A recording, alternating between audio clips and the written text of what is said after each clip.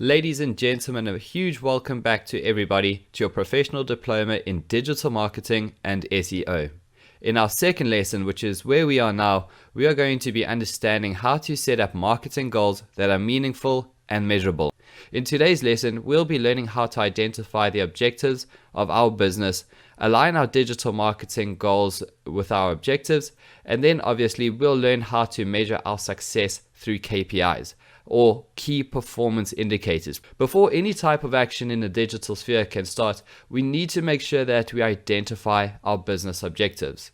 First of all, what are business objectives? It's very easy to just try to guess, hope, predict, and assume that we know the outline of what an objective is, but if we don't really define it, then understanding the concepts of why we're doing what we're doing might seem quite tedious or meaningless. It's very important to understand what our business objectives are.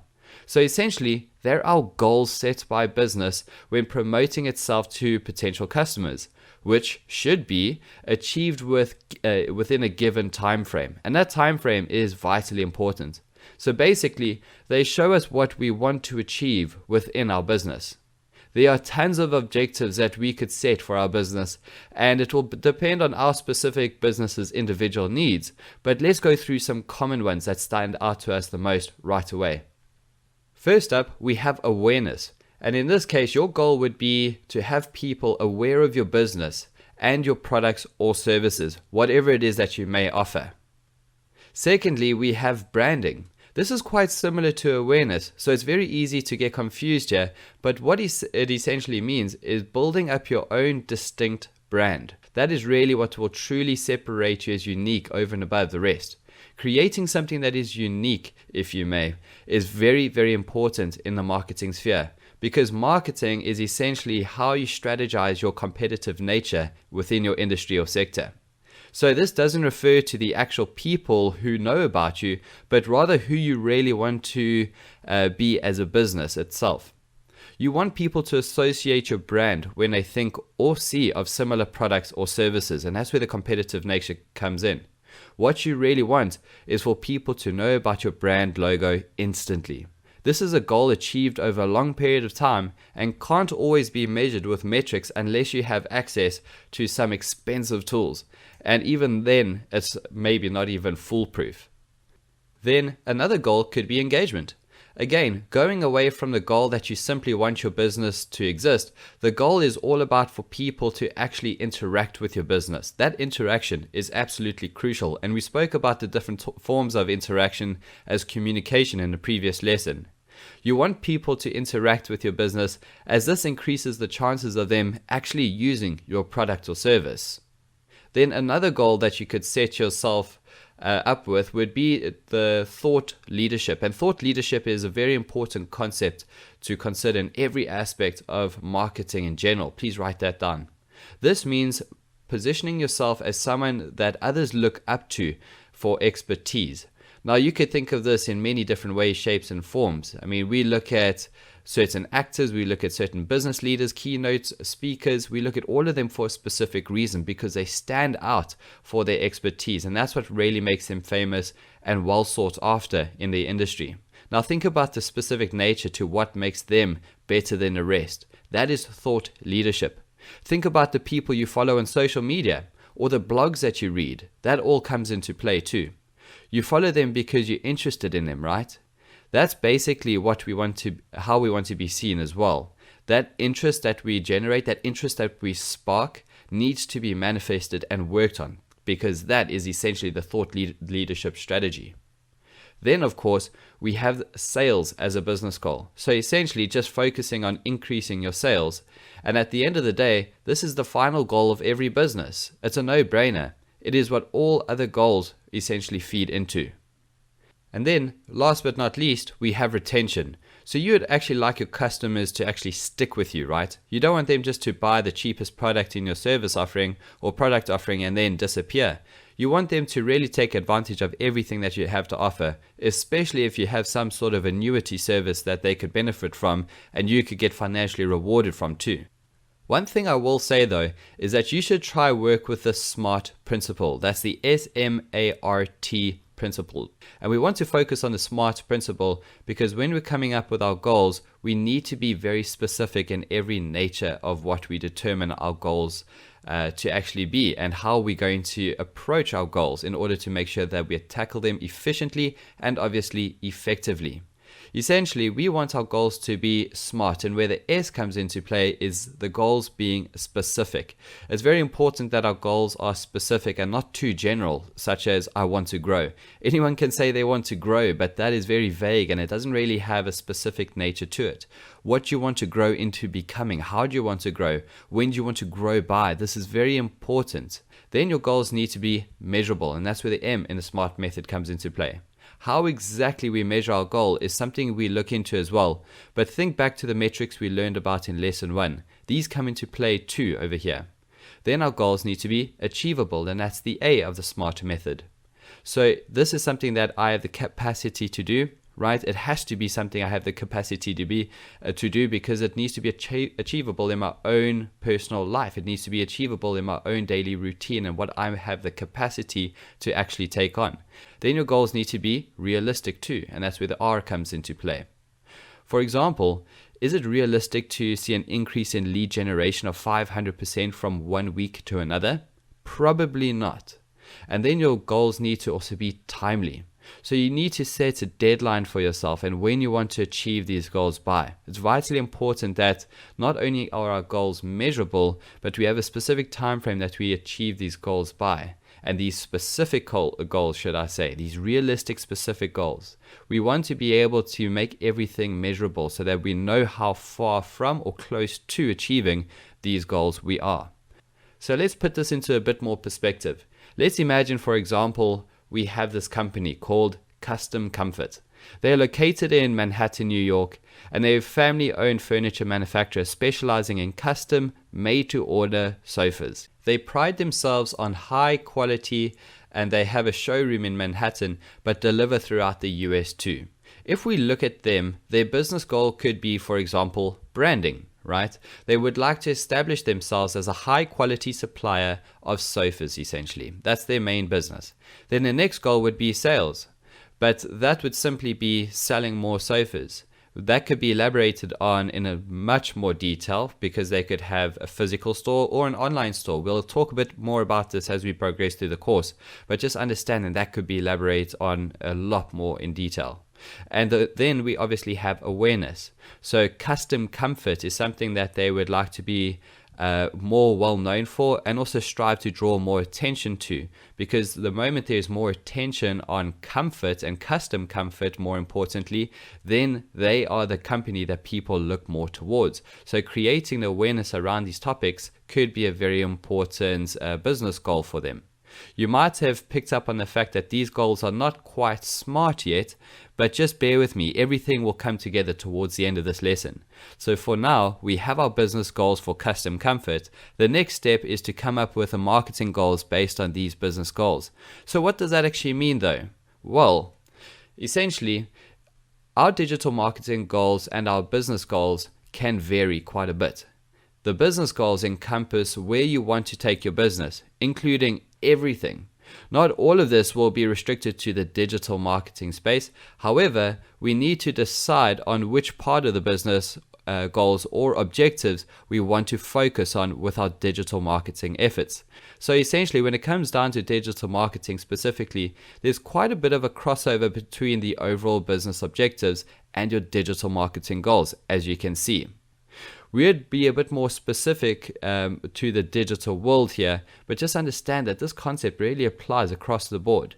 Most of these are fairly self-explanatory and quite similar to the business objectives we want though, such as sales, awareness, engagement, retention, and thought leadership. But a couple of them I will certainly elaborate on a bit more further throughout the duration of this program. So first of all, we have lead generation. This refers to potential customers showing their interest in your business. They would typically fill out a form with their contact details to request more information about a product or service. Let's say, for example, that you're on a website for a wedding planner, right? You're trying to search for someone who's going to be able to help you out for your big day. You want to know more information about the wedding planner, and you might want to get an idea of a quote too, so that you can piece together some pricing and see if it's actually achievable for you to use their services. So what you do is that you fill out a contact form with a little bit of information about yourself and your plans for your wedding.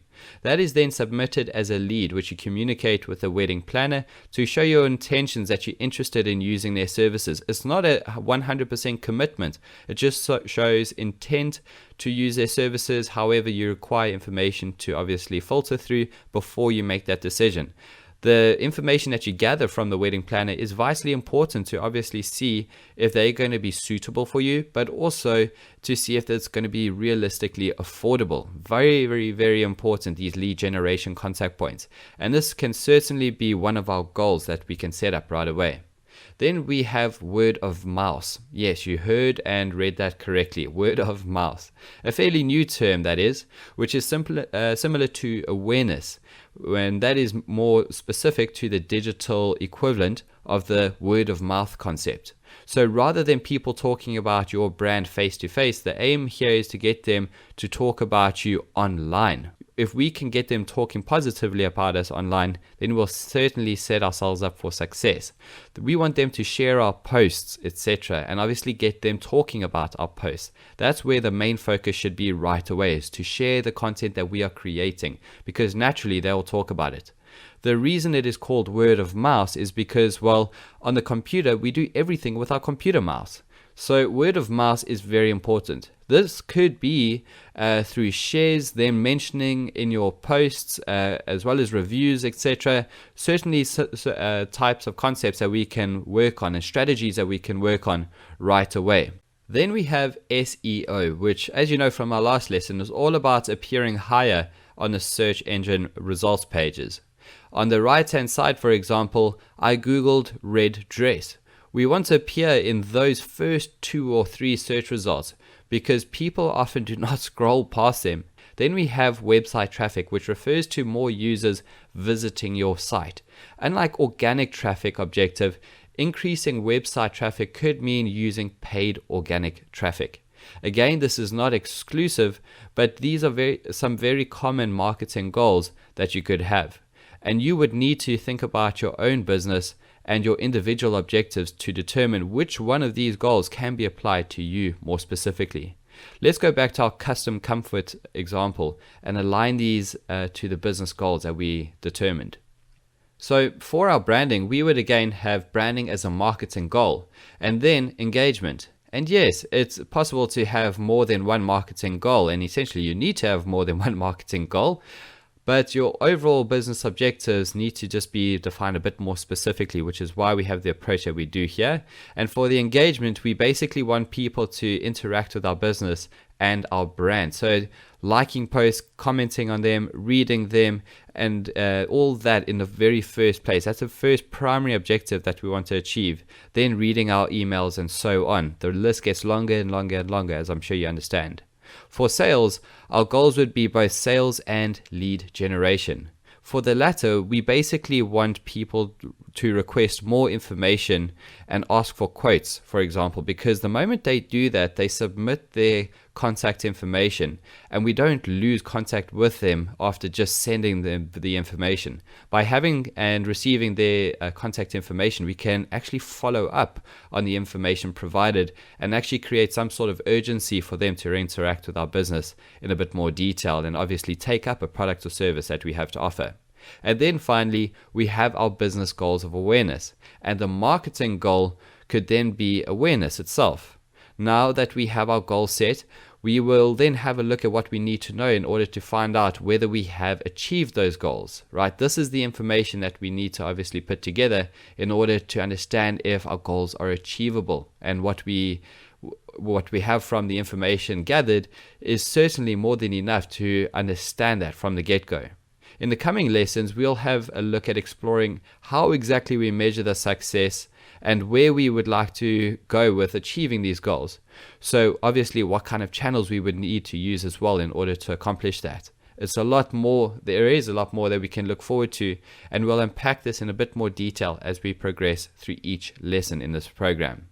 Up next, we're going to get into the success through KPIs, and remember that is your key performance indicator. If you haven't written that down already, take this opportunity to do just that.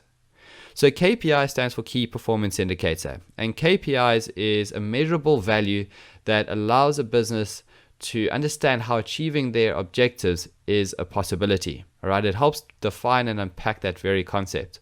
I know this might sound a bit abstract right now, but let's look at specific KPIs and you'll understand exactly what they are and how they work.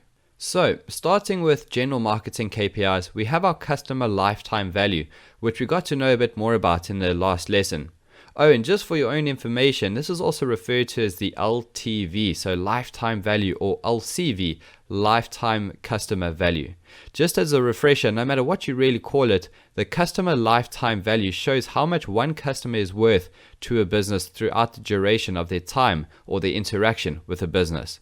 Then the CPL we already know. So the amount we spend per lead, right? The cost per lead. It's a very important concept to understand. Just to give you an example of this though, say you create an ad on Facebook for people to fill in a lead form, for example. So you want to get their contact information. Let's say, for example, you spend $50 on the ad and 200 people fill out the form. You'll get a CPL of about $4. So you divide the number of leads generated by the cost that you spent on actually generating that lead itself. Then we have return on investment, or ROI, or in this case ROAS for short, right? The return on investment. So how much of the return that we make from our investments, and the return on ad spend, which is what ROAS more specifically stands for. Now, there's a very big difference between general return on investment and return on ad spend. The biggest difference between the two is the industry specific approach that we take, okay? And the industry specific approach in marketing needs to be more focused on the ROAS nature, return on ad spend. We want to know if we're getting a more specific return on our capital spent on the ads that are being generated. Is the attraction where it needs to be, and are we targeting the right market the right way? All right, we don't just want to be making money with with some sort of return on investment. We want to be making money in line with our business goals, and that is with more specifically focused ad revenue. All right, it's very important for us to do that. When it comes to new KPIs, new metric number one is the cost per acquisition, or CPA for short, as this shows us how much it costs to get someone to use our service or buy a product or register on our platform. At least that is what it usually means. Just be careful, depending on the platform, an acquisition could mean something else though. So for example, on Google Analytics, an acquisition actually refers to a website visit. So whenever you have a look at metrics on different platforms, please don't double check, or do make sure that you check it means the same thing. All right, you need to make sure that the understanding of acquisition on these sites is well understood before you commit to using their ad generation service or their metric system. Right, then we have our conversion rate. This measures the percentage of people who have usually seen our content or ad in comparison to the ones who have completed a conversion. Whatever that conversion may be, remember, this can be a sale, okay? It can be a sale, but it could also be a lead, a sign up to a newsletter, as well as many other different things, which we will obviously elaborate on. So to calculate your conversion rate, all you have to do is take the number of impressions you're getting and then divide that number by the actual conversions themselves. And then we have the media mentions. So essentially the amount of times that we are mentioned by others in the media. Usually we would use this kind of KPI for goals such as engagement, branding, or awareness. These are the ones that are a little bit harder to measure, but certainly key pillars in the understanding of how we measure our performance within the media. For SEO, we have a ton of other metrics, but for now, I won't overwhelm you. We are only at the second lesson. And instead, I'll just show you the most basic ones, such as traffic volume. So essentially, the amount of visitors to our actual platform itself. Very important to understand. Then we obviously have the rankings. So essentially where our pages actually appear in the search results. This is something we'll go into in a lot of detail throughout the course, as it's a huge subject in itself. And then we have the bounce rate. So essentially, that is the percentage of people who visit our website and then immediately leave the site again without taking any action. This is something we want to avoid, which is also why we'll focus on understanding this concept in a bit more detail as we progress. Vitally important to understand how to retain the clients that are visiting the website that you've created. If you spent enough time putting the website together and obviously generating that lead, you want to retain them the moment they land. So understanding exactly how we do that will be focused on as we progress. In terms of social media metrics, we have the number of likes, comments, or shares, which is very important to keep our finger on the pulse of. And then we have impressions, a metric we already know, so essentially how many times your ad or post has appeared on the screen. And then we have reach, which refers to the number of people who we have seen our post. Right? Remember the big difference between impressions and reach. You should have taken that down in your notes in a previous lesson. But if you would like a more detailed understanding of the difference there, you're more than welcome to go back to the first lesson. And then we have follower growth rate. Also a very important metric to keep our finger on the pulse of. This doesn't mean the number of followers essentially, but rather refers to the increase or decrease of followers. And this number is represented as a percentage.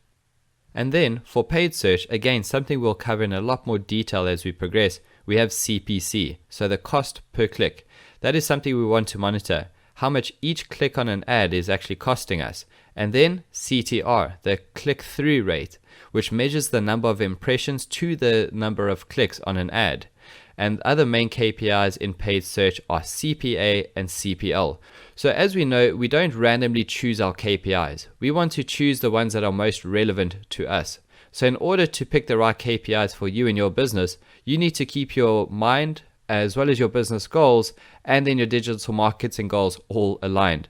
Right, ask yourself the following question. What does good performance look like? Very important question, that indeed. Ideally, you should have that figured out already, right? But if you don't, you need to work on it right away and actually sit down with yourself and create some sort of business idea or plan and obviously strategic approach to getting that accomplished.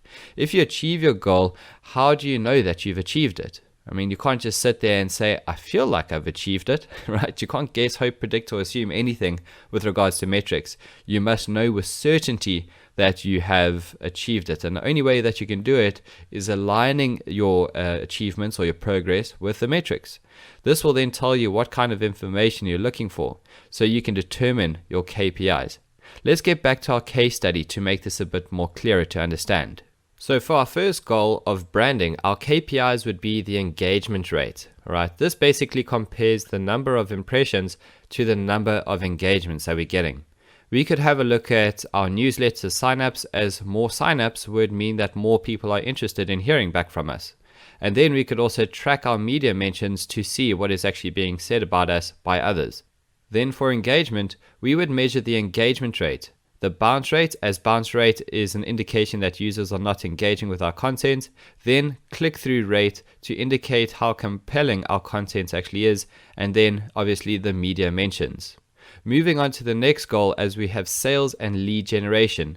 In this case, we would definitely keep track of our conversion rate and our lead generation rate. Then, of course, we would keep track of our ROI as well as ROAS. And I mentioned the key differences that separate those two in the previous couple of slides.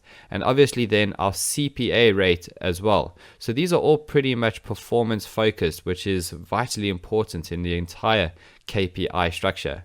And then finally, we have awareness. It can be a bit of a tricky one to measure, as it's hard to quantify how aware people are of our brand. But what we can measure, we obviously will.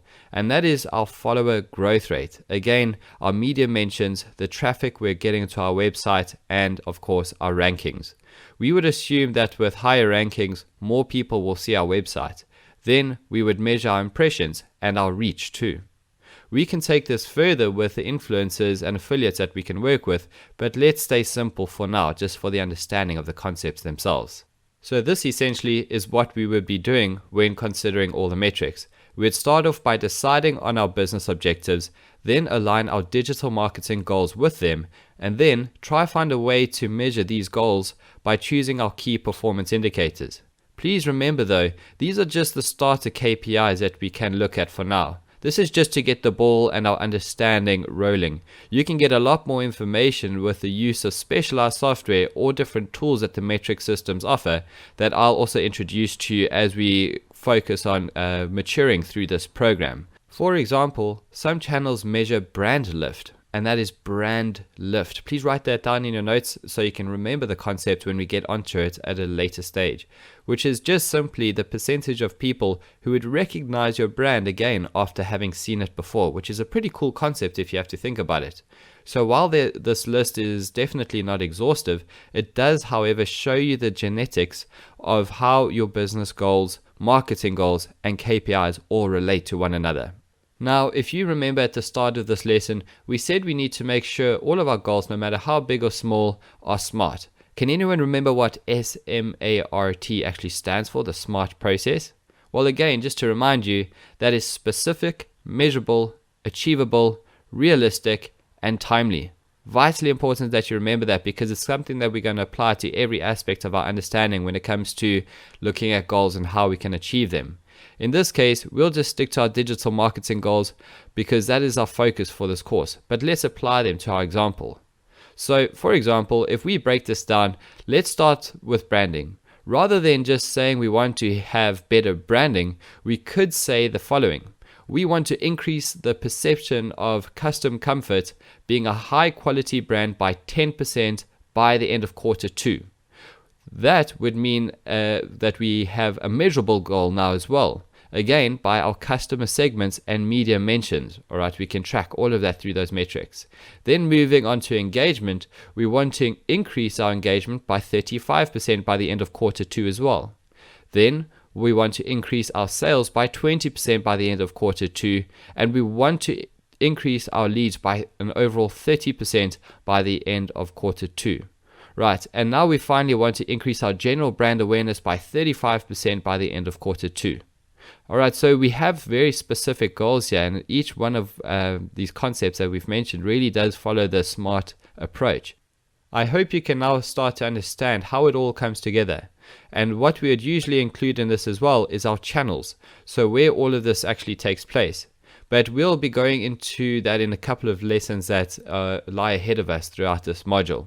Just be aware that this is not an entire full strategy that you can just use and go into the market with to apply. This is just simply the start, and the start is where we begin to create our understanding of what strategic marketing is all about. We'll go into some more details to make all of this a lot more refined and learn how to come up with an actual digital strategy along the way that we can actually rely on and use in order to uplift and position our businesses.